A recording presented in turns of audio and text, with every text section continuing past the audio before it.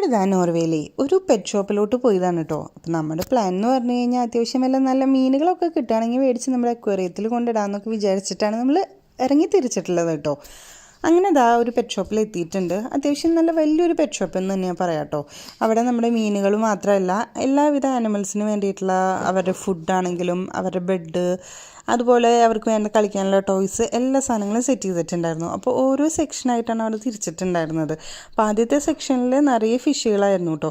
അപ്പോൾ കുഞ്ഞു കുഞ്ഞു അക്വേറിയംസ് സെറ്റ് ചെയ്തിട്ട് നമുക്ക് ആവശ്യമുള്ള ഫിഷുകൾ മേടിക്കാം. അതിൻ്റെ പ്രൈസുകളൊക്കെ അവിടെ തന്നെ എഴുതി വെച്ചിട്ടുണ്ടായിരുന്നു. അപ്പോൾ ഈ മീനുകൾക്ക് വേണ്ടിയിട്ടുള്ള ഫുഡും അതുപോലെ തന്നെ അതിൽ ഒഴിക്കാനുള്ള ലിക്വിഡ് ഫുഡ്, പിന്നെ അതിൻ്റെ ഇതായിട്ടുള്ള കല്ലുകൾ, അതിൻ്റെ ഉള്ളിൽ നമുക്ക് ഇടാനുള്ള കല്ലുകളും വേരുകളും, അങ്ങനെ എല്ലാവിധ സാധനങ്ങളും അവിടെ തന്നെ ഉണ്ടായിരുന്നു കേട്ടോ.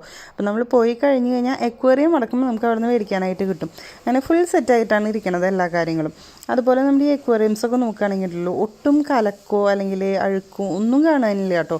അത്രയും നീറ്റ് ആൻഡ് ക്ലീൻ ആയിട്ടാണ് ഇരിക്കുന്നത്. ഒരു വീട്ടിലുള്ള അക്വേറിയത്തിനേക്കാളും അത്രയും ഭംഗിയിലാണ് അതിൻ്റെ ഉള്ളിലത്തെ കാര്യങ്ങൾ അവർ ശ്രദ്ധിച്ചിട്ടുള്ളത്. അതിന് വേണ്ടിയിട്ട് അത്യാവശ്യം സ്റ്റാഫുകളും ഉണ്ട് കേട്ടോ. അവർ ഇടയ്ക്കിടയ്ക്ക് വന്നത് ഇങ്ങനെ ക്ലീൻ ആക്കലും അതിൻ്റേതായിട്ടുള്ള കാര്യങ്ങൾ നോക്കിക്കൊണ്ട് ഇരിക്കുന്നുണ്ട് കേട്ടോ.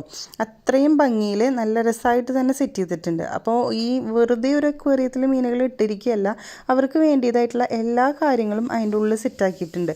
അതായത് മരങ്ങളും അതുപോലെ തന്നെ ഈ വെള്ളത്തിൽ വളരുന്ന പോലുള്ള ചെടികളും എല്ലാം വെച്ചിട്ട് ആ ഒരു ശരിക്കുള്ളൊരു അതിൻ്റെ ആവാസ വ്യവസ്ഥ അങ്ങനെ തന്നെ നിലനിർത്തിയിട്ടാണ് ഈ മീനുകളെ വളർത്തിയിട്ടുള്ളത് കേട്ടോ.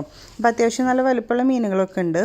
പിന്നെ അതിൻ്റെ ഉള്ളിലിടാനായിട്ടുള്ള പലതരത്തിലുള്ളത്, അതായത് നമ്മൾ സാധാരണ കാണുന്നതല്ലാതെ വേറെ വെറൈറ്റി ആയിട്ടുള്ള കുറേ അധികം ഐറ്റംസ് അതിൻ്റെ ഉള്ളിലിടാൻ പറ്റിയിട്ടുള്ളതുകൾ അവിടെ കാണുന്നുണ്ടായിരുന്നു കേട്ടോ.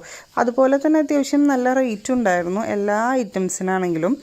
പിന്നെ ഇവിടുത്തെ സ്റ്റോണുകൾ, നമ്മളിപ്പോൾ വെള്ളത്തിൻ്റെ ഉള്ളിലൊക്കെ നമ്മൾ സ്റ്റോൺ ഇട്ട് വയ്ക്കുമല്ലോ അക്വേറിയത്തിൽ, ഇവിടെ സ്റ്റോണുകൾ അവൈലബിൾ ആയിരുന്നു. അത്യാവശ്യം നല്ല വലുപ്പമുണ്ടായിരുന്നു, അത്യാവശ്യം നല്ല കനം ഉണ്ടായിരുന്നു കേട്ടോ. അപ്പോൾ ഇതിൻ്റെ പ്രൈസ് ഡിപ്പെൻഡ് ചെയ്തിരിക്കുന്നത് ഓരോ സ്റ്റോണിൻ്റെയും വെയിറ്റ് അനുസരിച്ചിട്ടാണ്. അപ്പോൾ കാണുമ്പോൾ സാധാരണ ഒരു സ്റ്റോൺ പോലെയാണ് ഇരിക്കുന്നത്, പക്ഷെ നല്ല വെയിറ്റൊക്കെ ഉണ്ടായിരുന്നു.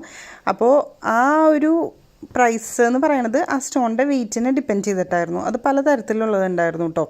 അപ്പോൾ ചിലത് മാത്രമാണ് ലൈറ്റ് വെയിറ്റ് ആയിട്ട് ഫീൽ ചെയ്തുള്ളൂ, ബാക്കിയെല്ലാം അത്യാവശ്യം നല്ല കട്ടി ഉണ്ടായിരുന്നു.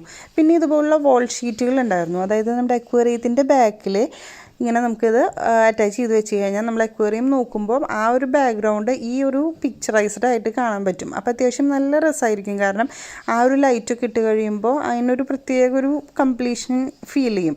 അത്രയും രസമായിട്ടുള്ള വോൾ ഷീറ്റുകളും ഉണ്ടായിരുന്നു. ഇത് കഴിഞ്ഞിട്ട് നെക്സ്റ്റ് പോണതാണ് ശരിക്കും ഇൻട്രസ്റ്റിംഗ് ആയിട്ടുള്ള കാര്യം കേട്ടോ. ഈ ഒരു ഏരിയ എന്ന് പറഞ്ഞു കഴിഞ്ഞാൽ നമ്മുടെ പാമ്പുകൾ, അതുപോലെ ലിസാർഡ്സ്, അതുപോലുള്ള ഐറ്റംസിനെയാണ് വെച്ചിരിക്കുന്നത് കേട്ടോ. അപ്പോൾ ഞങ്ങൾ നിൽക്കണ ആ ഒരു ടൈമിൽ തന്നെ ഉണ്ടല്ലോ ഒരു കുട്ടിയും അതിൻ്റെ അച്ഛനും വന്നിട്ട് അത്യാവശ്യം എല്ലാ കാര്യങ്ങളൊക്കെ നോക്കുന്നുണ്ടായിരുന്നു. അപ്പോൾ ആ കുട്ടി പറയുന്നുണ്ട് എനിക്കതിൽ നിന്ന് എന്തെങ്കിലുമൊക്കെ മേടിച്ചു തരണം എന്ന് പറഞ്ഞിട്ട്. അവർ മേടിച്ചിട്ടുള്ള ഒരു ഐറ്റം ഉണ്ട് കേട്ടോ, ഞാൻ കാണിച്ചു തരാം എന്താണ്. അപ്പോൾ ഫസ്റ്റ് തന്നെ ഇതാ നല്ല അടിപൊളിയായിട്ടിരിക്കുന്ന നല്ല പാമ്പ് കണ്ടില്ലേ, നല്ല അടിപൊളി സ്നേക്കുകളൊക്കെ ഉണ്ട് കേട്ടോ. നല്ല ഗ്രീൻ സ്നേക്ക് ഉണ്ട്. അപ്പോൾ അതിന് വേണ്ടിയിട്ട് ഫുൾ സെറ്റായിട്ട് തന്നെയാണ് ആ ഒരു സെക്ഷൻ സെറ്റ് ചെയ്തിരിക്കുന്നത്. ആ ഒരു സ്നേക്കിന് വളരാനായിട്ട് എന്താണോ വേണ്ടത് അതെല്ലാം അതിൻ്റെ ഉള്ളിലുണ്ട്. അവർക്ക് വേണ്ടിയിട്ടുള്ള ഫുഡും കാര്യങ്ങളൊക്കെ സെറ്റ് ചെയ്ത് വെച്ചിട്ടുണ്ട് കേട്ടോ.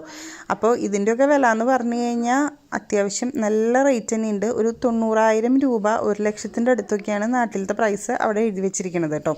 എന്നിട്ടും ആൾക്കാർ ഇങ്ങനെ വരുന്നുണ്ട്, നോക്കുന്നുണ്ട്, മേടിക്കാനായിട്ട് നിൽക്കുന്നുണ്ട് കേട്ടോ.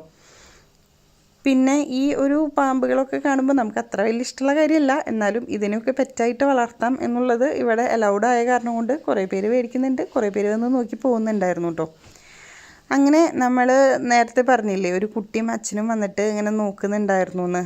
അവർ വന്ന് മേടിച്ച് പോയ ആ ഒരു ഐറ്റം എന്ന് പറയുന്നത് പലതരത്തിലുള്ള ലിസാർഡ്സ് വരെയുണ്ട്. അതായത് ഈ ഒരു കളർഫുള്ളായിട്ടുള്ള ഓറഞ്ചും അല്ലെങ്കിൽ യെല്ലോ ഒക്കെ മിക്സ് ആയിട്ടുള്ള ഈ ഒരു ലിസാർഡിനെയാണ് ആ അച്ഛൻ ആ കുട്ടിക്ക് മേടിച്ച് കൊടുത്തത് കേട്ടോ, ഒരു പെറ്റായിട്ട് വളർത്താനായിട്ട്.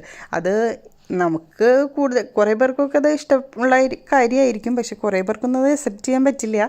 അത് കണ്ടപ്പോൾ എനിക്ക് കുറച്ചൊരു അപരിചിതത്വം തോന്നി. കാരണം ഇങ്ങനെ എല്ലാവരും അങ്ങനെ ഒരു ഇഷ്ടപ്പെടുന്നവരാവണമെന്നില്ലല്ലോ. അങ്ങനെ അതൊക്കെ കഴിഞ്ഞു.